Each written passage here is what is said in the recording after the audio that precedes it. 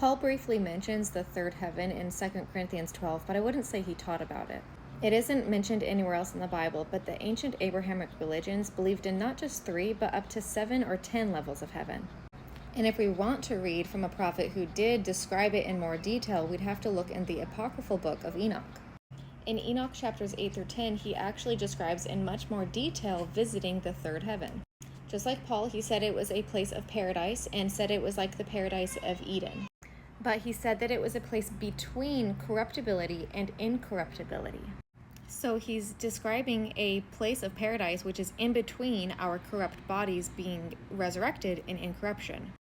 And this place of paradise was prepared for the righteous who did no iniquity. They made righteous judgments. They gave food to the hungry, clothed the naked, helped the orphans, basically everything that Jesus said. But he said that the 2 angels showing him around this third heaven also took him to the northern side, and that it was a very terrible place. Everyone was tortured, it was dark, there was no light there, it was a murky fire constantly aflame, sounding a lot like hell. And this terrible place was prepared for those who dishonor God, who practice sins against nature, like child SA, doing magic, witchcraft, those who boast about their wicked deeds, murderers, fornicators. Enoch describes this third heaven as having places for both the righteous and the wicked. So really, this third heaven is really more like the LDS view of just the spirit world. Now, yes, it does say that these good and bad places were prepared for their eternal inheritances, but it's in between corruptibility and incorruptibility, so do I know exactly what it means? No, I'm just reading what Enoch wrote. Because then if you continue on to 2 Enoch chapter 11, he describes the fourth heaven, where he describes all the successive rays of light, like the sun and the moon. Again, this is not my forte, but anciently people viewed heaven with some sort of structure like this, levels sort of like the atmosphere, or possibly with some sort of correlation to the stars or planets. There's a word that I see a lot of Mormon apologists using now, which is presupposition.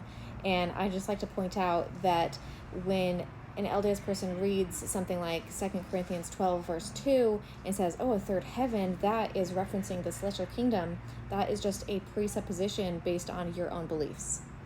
So when I make an argument against the LDS view of heaven and specifically things that Paul said in 1 Corinthians 15, that does not mean that I'm just automatically arguing for this sort of Protestant or general Christian model of heaven. People on this app like to put a lot of labels on me, like I'm an evangelical or Protestant or who knows what, and I don't perfectly align with any religion or denomination. I left the Mormon Church because I read the Bible, because the Holy Spirit prompted me to research certain doctrines like this. I base my faith and my belief on the Bible and prayer. And one very important thing I learned through leaving Mormonism was that it's very dangerous to think that you know everything, or to think that your specific worldview or religious view is the only right one.